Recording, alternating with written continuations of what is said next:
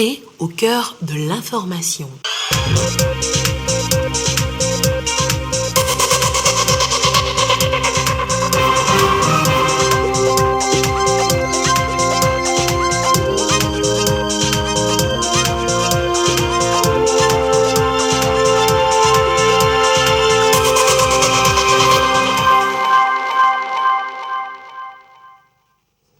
Mesdames, Messieurs, bonsoir.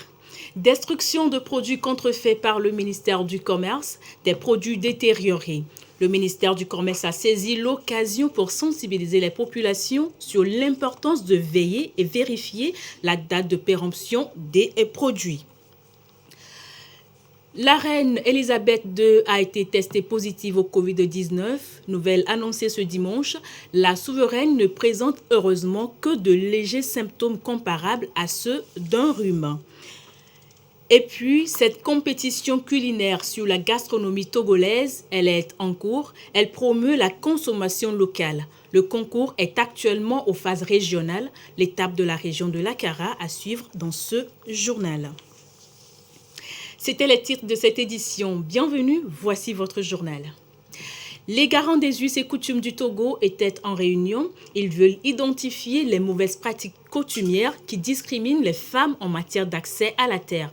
Il est question de mieux accompagner ces femmes afin qu'elles puissent jouir de leurs droits. On fait le point avec Sylvain Aboudou. Certaines pratiques coutumières observées dans certaines communautés discriminent les femmes en matière de droits fonciers.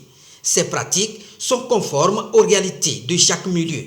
À cette assise nationale, les chefs traditionnels vont réfléchir sur des mécanismes susceptibles d'identifier parmi les pratiques celles qui discriminent, ceci dans la perspective de proposer des actions destinées à bannir les pratiques coutumières qui ne respectent pas l'équité genre en matière de droits fonciers. Je salue tellement cette rencontre qui va nous aider vraiment à pouvoir diagnostiquer et voir quelles sont les pratiques qui ne répondent pas, afin qu'on puisse au moins les améliorer. Cette assise, initiée dans le contexte du projet Un seul monde sans fin, droit foncier de la femme en Afrique de l'Ouest, une démarche de la stratégie nationale d'engagement SNE en collaboration avec Konrad Adenauer, des structures qui entendent agir sur la tradition afin d'améliorer l'inégalité genre dans le foncier au Togo. Qu'est-ce que nos traditions disent par rapport à l'accès de la femme à la terre, aux droits fonciers de la femme? Nous allons revisiter nos coutumes, nos traditions pour en extirper les points discriminatoires à l'endroit de la femme. Comment nous devons maintenant nous comporter en tant que garant des us et coutumes pour que l'égalité de genre qui est prônée par nos tests nationaux et internationaux puisse être mise en application. Toutes les parties prenantes vont analyser et discuter autour de chaque pratique pour identifier les éléments qui discriminent afin de proposer des plans d'action visant à œuvrer à une équité genre en matière foncière pour un accès facile des femmes à la terre. Un produit détérioré, contrefait ou encore avarié perd une partie, voire même toute son efficacité. Ces produits doivent faire objet de destruction. Et justement, le ministère du Commerce a procédé à la destruction de produits contrefaits avariés. Il s'agit des produits pharmaceutiques périmés et des boissons détériorées. Immaculée Baoué Abalo avec la voix de Ulrich Amega. Des lots de produits avariés, contrefaits saisis et brûlés sur le site d'Akepek-Bledji. Une opération des inspecteurs du ministère du Commerce et de l'Industrie pour décourager la pratique. Le lot est constitué des produits avariés, les produits contrefaits et les produits dont les dates sont arrivées à terme. Il s'agit précisément des boissons, des produits cosmétiques, du riz et des produits pharmaceutiques, également du tabac. Occasion pour sensibiliser davantage les opérateurs économiques et consommateurs à veiller sur la date de péremption et la qualité des produits sur le marché. Prêtez attention lorsqu'il s'agit de faire les achats sur le marché. Pour cette bouteille, ils vont voir si le bouchon glisse ou pas. Ensuite, ils vont voir le contenu, s'il n'y a pas de dépôt au niveau de de cette boisson-là. Donc ce sont les tests rapides, les tests physiques rapides que les inspecteurs font sur le terrain.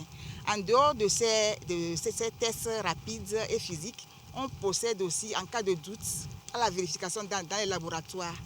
Donc parfois, la contrefaçon est tellement parfaite qu'à vue d'œil, les inspecteurs n'arrivent pas à distinguer le vrai du faux.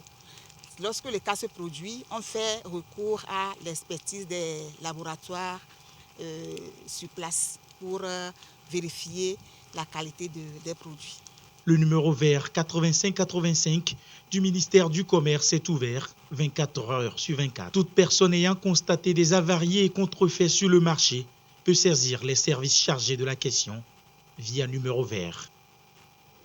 La contrefaçon, elle est présente dans plusieurs domaines, pharmaceutique, textile, électronique, alimentation. Il s'agit de l'imitation totale ou partielle d'une marque, d'un brevet ou d'un droit d'auteur sans l'autorisation de son titulaire et en laissant croire que la copie est authentique. Elle impacte considérablement les revenus des fabricants et agit également sur les économies. Voyons comment avec Immaculée Baré Abalo avec la voix de Eli Agba Nyadao. Marché de baie. Elles sont plusieurs boutiques à proposer les produits cosmétiques aux clients. Dès là, la trentaine aime se faire belle à partir de ses produits. Enfin connaisseur, elle est très regardante sur la qualité de ses choix. Si j'utilise ça, je sens que c'est le vrai produit. J'achète même ce même produit à 1000 francs, des fois même à 650. Ça, c'est faux.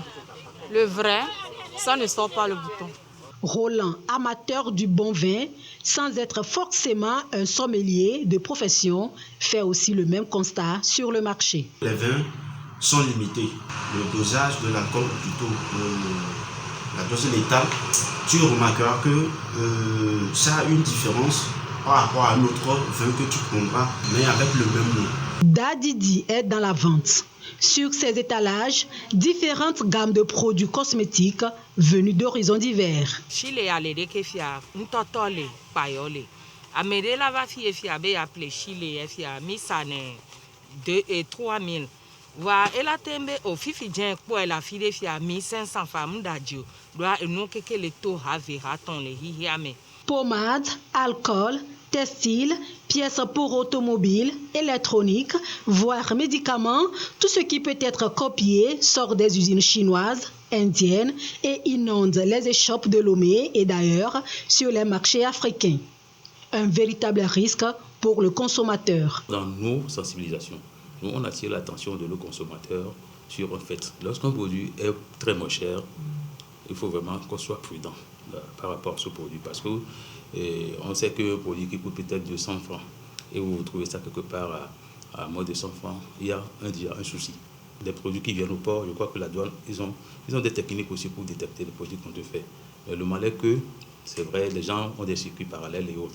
Et ce sont ces circuits maintenant que nous invitons tout le monde, si éventuellement ils peuvent dénoncer. La contrefaçon est un phénomène tout à fait illégal au Togo, mais le contrôle a du mal à boucler toutes les entrées. Chaque jour, des milliers de conteneurs débarquent au port autonome de Lomé. À leur bord, pas mal de produits contrefaits. Un manque à gagner pour l'économie nationale. La contrefaçon peut être définie comme la reproduction, l'imitation ou l'utilisation d'un droit de propriété intellectuelle sans l'autorisation de son propriétaire. Depuis 2020, c'est-à-dire la deuxième session de la 11e séance plénière de l'Assemblée nationale, la loi contre la contrefaçon a été promulguée. Selon les estimations également, le Togo perd énormément, plusieurs milliards de francs CFA à cause de la contrefaçon. Donc la lutte contre la contrefaçon va permettre à ce que ces entreprises protègent les emplois, évitent le chômage pour les fonctionnaires qui sont dans ces entreprises. En tout cas, la liste des produits concernés est longue. Le phénomène touche aussi bien la marchandise, les emballages et les marques. Il est d'une telle ampleur qu'il est tout autant difficile de distinguer les originaux de leurs copies. À ce jour, dimanche 20 février 2022, la situation de la pandémie au Covid-19 au Togo se présente comme suit. Nombre de cas confirmés, 36 747, 9 nouveaux cas depuis hier. Nombre de personnes guéries, 36 397. Nombre de cas actifs 79, nombre de décès 271. Un communiqué signé par le ministre de la Santé, de l'Hygiène publique et de l'accès universel aux soins, le professeur Moustapha Midjiawa. À l'étranger, le 5 mars 2020, le premier cas de coronavirus a été détecté en Afrique du Sud. Plus de 3,5 millions de cas ont été recensés dans le pays en 2 ans, avec plus de 97 000 décès liés à cette pandémie. Retour donc sur ces 2 années de pandémie en Afrique du Sud dans cet élément.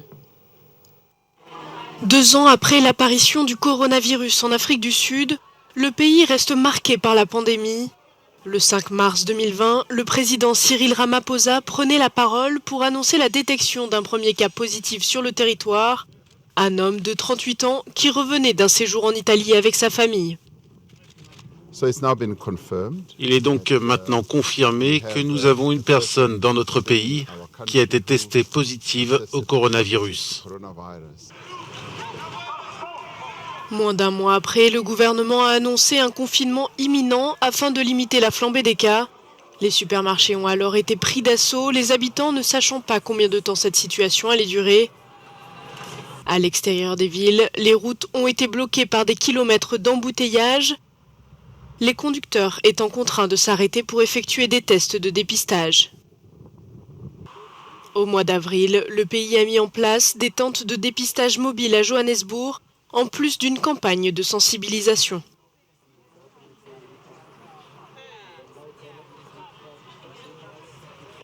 Au début, l'Afrique du Sud a très bien fait les choses, mais ensuite, comme cela s'est avéré, les mesures qui avaient bien fonctionné jusque-là n'ont pas réellement servi. Mais le confinement a entraîné une hausse du chômage et des demandes d'aide alimentaire, alors que des millions de personnes vivaient déjà sous le seuil de la pauvreté. À cette période, personne ne savait vraiment comment se protéger du virus. Au départ, le personnel médical était très anxieux car il craignait d'attraper la Covid. C'était la peur de tomber malade dans l'exercice de ses fonctions. Et encore une fois, la crainte de l'inconnu n'arrangeait rien. Et beaucoup de gens se demandaient comment se protéger et qui serait la prochaine personne malade. Le port du masque commence alors à prouver son efficacité pour limiter la propagation. Mais tous les pays n'arrivent pas à en obtenir. La plupart de nos équipements de protection viennent d'Europe et l'Europe avait été touchée par la Covid juste avant nous. Tout le matériel se trouvait donc là-bas et ils s'en servaient. Nous avons eu du mal à l'obtenir. Nous redoutions qu'il n'y ait pas assez de masques pour les professionnels de santé. C'était difficile car on s'attend à ce que les soignants protégés fassent leur travail. C'est pourquoi nous avons tous signé. Mais la situation était différente. Si vous n'avez pas de protection...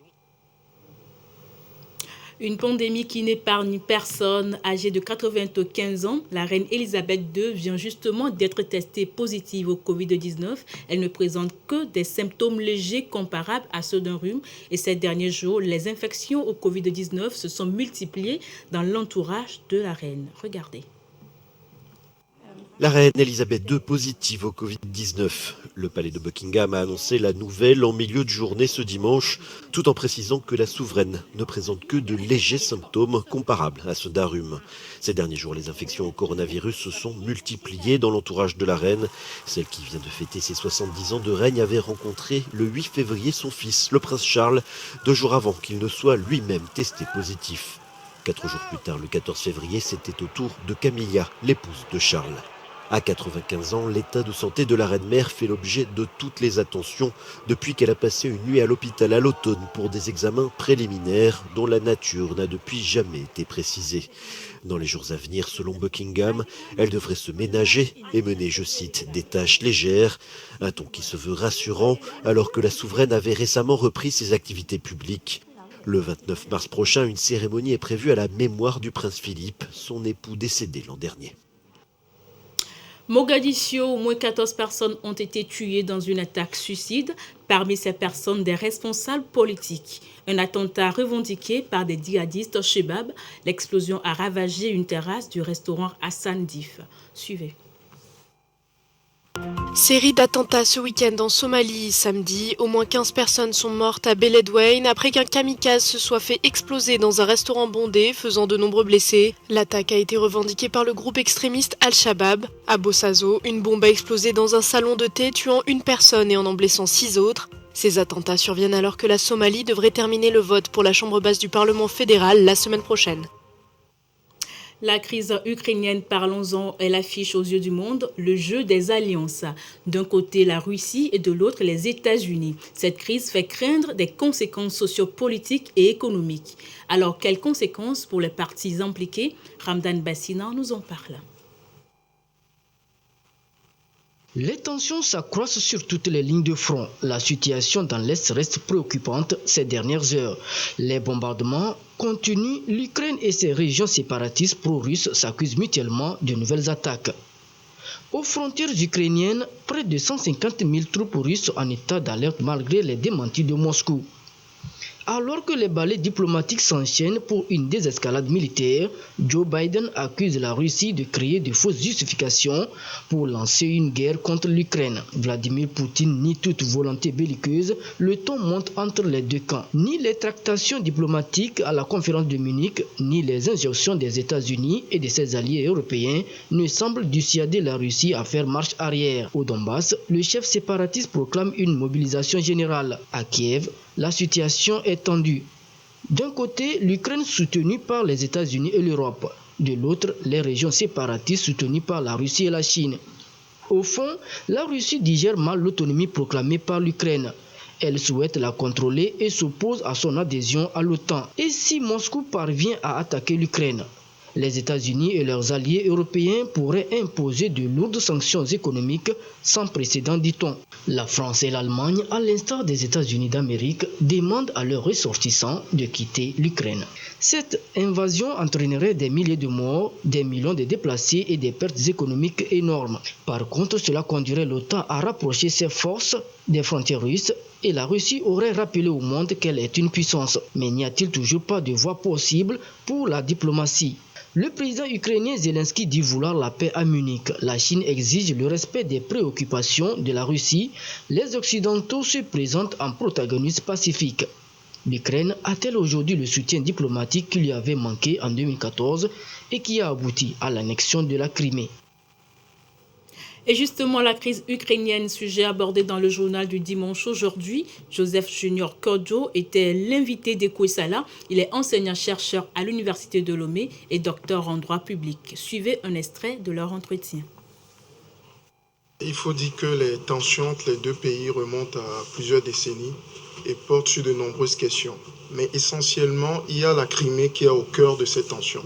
Ouais, la Crimée, c'est un territoire qui autrefois appartenait à la Russie. Après, la Crimée a été rattachée à l'Ukraine. En 2014, il y a eu des crises en Ukraine et en Crimée, et la question du rattachement de la Crimée à la Russie s'est posée. Donc il y a eu un référendum, et c'est par ce référendum que la Crimée a été rattachée à nouveau à la Russie. Sauf que cette initiative rattachiste a été condamnée par la communauté internationale et surtout par l'Ukraine. Et là, le rattachement a été vu comme une annexion illégale par la Russie. Et depuis, il y a eu beaucoup d'escalade, il y a eu une dynamique d'engrenage, au point où aujourd'hui on est arrivé au déploiement militaire de la Russie sur la frontière qui la sépare de l'Ukraine. Et donc, il y a aujourd'hui un problème sérieux qui se pose, et au cœur de ce problème, c'est l'annexion de la Crimée par la Russie.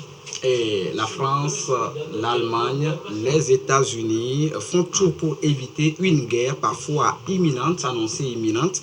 Pourquoi toute cette agitation? Parce que nous sommes sur le continent européen, d'accord? Et ces pays font partie de l'OTAN, d'accord? Oui. L'OTAN, c'est une organisation internationale qui est là pour assurer la sécurité sur l'Europe. Oui, oui.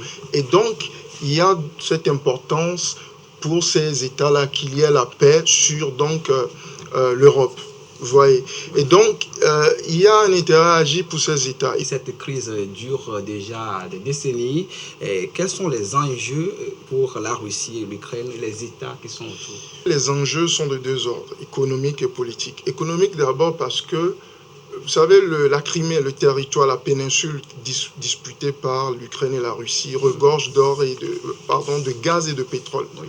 Et on sait que la Russie exporte des hydrocarbures. La grande majorité des hydrocarbures de la Russie sont exportés. Donc, le territoire disputé, la Crimée, regorge de gaz et de pétrole. Économiquement, il y a un intérêt. Politiquement, il y a que la Russie veut avoir une hégémonie sur les États de l'Est. Or, l'Ukraine également veut s'assurer une sécurité en adhérant à l'OTAN. Or, si l'Ukraine adhère à l'OTAN, l'OTAN peut aider l'Ukraine à récupérer la Crimée. Il peut donc y avoir une guerre entre l'OTAN et la Russie. C'est pour cela que Vladimir Poutine est contre l'adhésion de l'Ukraine à l'OTAN. Et quelles seraient les conséquences éventuelles d'une guerre Russie-Ukraine à l'heure actuelle? Il faut dire que les conséquences seront désastreuses pour l'Europe parce que vous voyez, d'abord, si jamais la Russie attaquait l'Ukraine, il y aura forcément des sanctions de l'Union européenne et surtout des sanctions économiques. Et s'il y a des sanctions économiques, les hydrocarbures que la Russie exporte seront frappés par des embargos. Et il y aura donc des répercussions pour l'Union européenne et pour la Russie elle-même. Par exemple, l'Allemagne et les Pays-Bas dépendent de ces hydrocarbures que la Russie exporte. Donc des sanctions auront forcément des répercussions négatives sur l'économie mondiale, sur l'économie même de l'Europe. Et on l'a constaté, on l'a remarqué, les Européens, les Américains, les Allemands s'agitent, la voix de l'Afrique reste inaudible. Ça dit que l'Afrique n'a rien à dire à propos de cette crise. Vous savez, c'est géopolitique et les intérêts sont au niveau de l'Europe. Oui, il y aura forcément des répercussions sur l'Afrique. Vous voyez, lorsqu'il y aura des répercussions économiques mondiales, l'Afrique forcément va prendre des coups, indirectement, d'une manière ou d'une autre. Mais l'Afrique, pour l'instant, n'a pas grand-chose à dire dans ce conflit. Vous voyez, la Russie, c'est un État puissant. La Russie détient le droit de veto. Donc, il y a beaucoup d'enjeux qui se jouent actuellement. Et peut-être les répercussions, c'est pas peut-être forcément les répercussions, s'il y a vraiment guerre, seront très dangereuse pour l'Afrique en termes économiques. Et à cette étape de la crise, est-ce qu'on peut s'attendre à ce que Vladimir Poutine opte pour la voie de la négociation, du dialogue? Oui, c'est ce que moi personnellement je crois, parce que si jamais il y a guerre, là peut-être ce sont des signes d'une troisième guerre mondiale qui va s'annoncer. Ça n'arrange personne. Ça n'arrange personne et ça n'arrange même pas la Russie parce qu'économiquement, elle aura assez de difficultés. Moi, je pense que Vladimir Poutine, le connaissant, il est en train d'intimider l'Ukraine et d'intimider également la France, l'Allemagne et ces autres pays.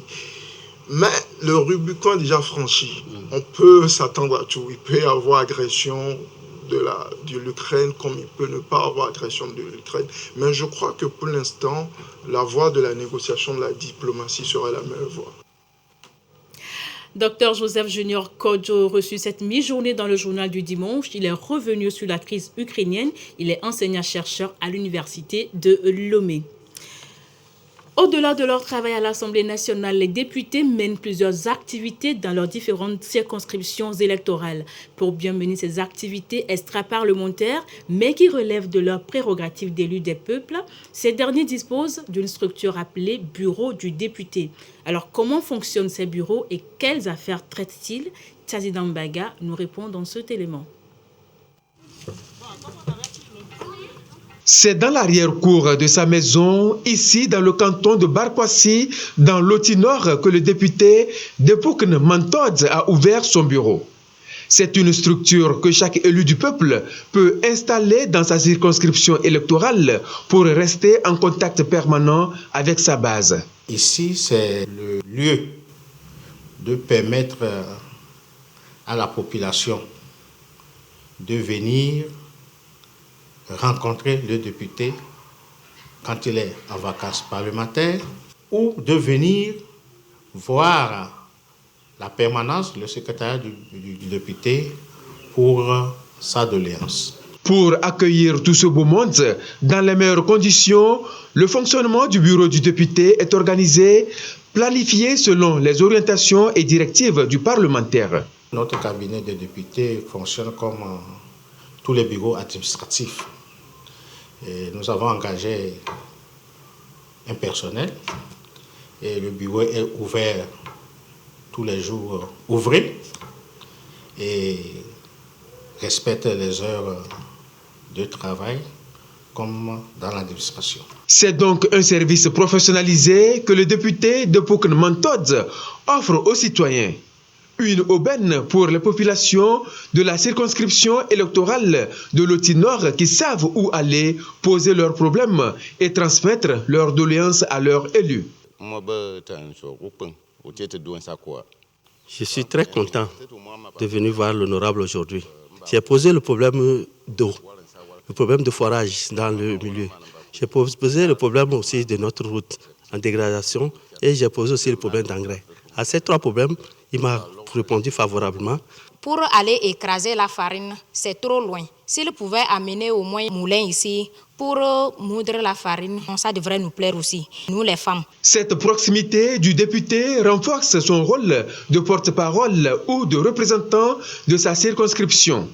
À ce titre, il est appelé à faire valoir les besoins de sa base et à intervenir avec différents acteurs au niveau du Parlement pour stimuler le développement de sa circonscription électorale. Tous les jours que Dieu fait, même étant à Lomé, mon secrétaire me transmet tout ce qu'il a eu comme visite au cabinet jour par jour.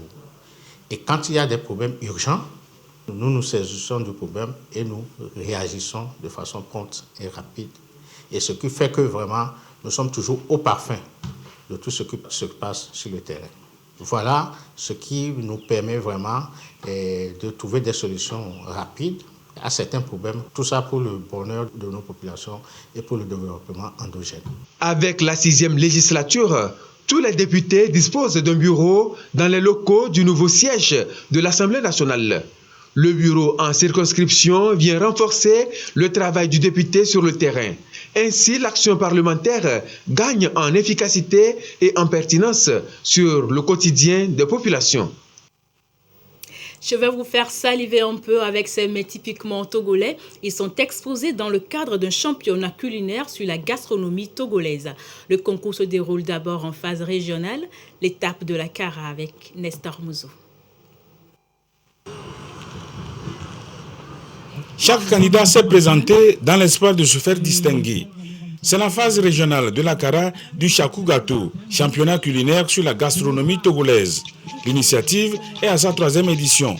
Elle émane de l'Union des acteurs de la gastronomie togolaise. En concevant ce championnat, l'UAGT veut faire la promotion des mets locaux. L'intérêt, c'est de préparer la transition entre la gastronomie occidentale et la gastronomie togolaise. Et aussi, nous avons une vision. La vision, c'est d'inscrire le patrimoine culinaire togolais à l'UNESCO. Et donc, il faut commencer le travail à la base. Il faut initier les jeunes. Au début, la mayonnaise avait de la peine à prendre. Aujourd'hui, le Chakou Gâteau suscite de l'engouement. Il y a un engouement. La preuve, l'année dernière, à l'étape de Kara, ils étaient 15. Cette année, nous avons le double. Nous avons 35. Donc c'est pour vous dire que les gens commencent à comprendre. Vous convenez avec moi que nous avons passé des décennies à faire la promotion de la gastronomie occidentale. Et donc pour nous, les chefs cuisiniers, il était temps qu'on revienne à la maison et de faire la promotion de nos produits locaux. La propreté du plan de travail, l'hygiène corporelle, la cuisine verte ou cuisine sans gaspillage, le dressage, le goût et la décoration sont les critères de notation. Après la délibération du jury, le candidat Hervé Sanda est consacré champion de la région de la Kara. Et j'ai présenté le plat traditionnel de chez moi, communément appelé ketendeo. La farine d'haricot, donc on écrase et on fouette, ça monte et on fait ça avec. Pour faire un peu plus de particularité à ce qu'on fait à la maison, j'ai juste amélioré ça avec l'œuf. On mange ça avec l'huile. Et avec l'huile maintenant, j'ai juste ajouté le piment sec dedans et l'ail concassé. Les 5 meilleurs du concours à Kara sont retenus pour la finale. Cette finale se déroulera du 21 au 24 avril à Lomé. Les 10 premiers de la finale bénéficieront d'un voyage en Afrique du Sud pour une formation. Et ainsi s'achève cette randonnée de l'information. Merci à vous de l'avoir suivi et merci à toute l'équipe qui l'a réalisé. Bonne fin de semaine à vous et à très bientôt sur votre chaîne, la télévision togolaise.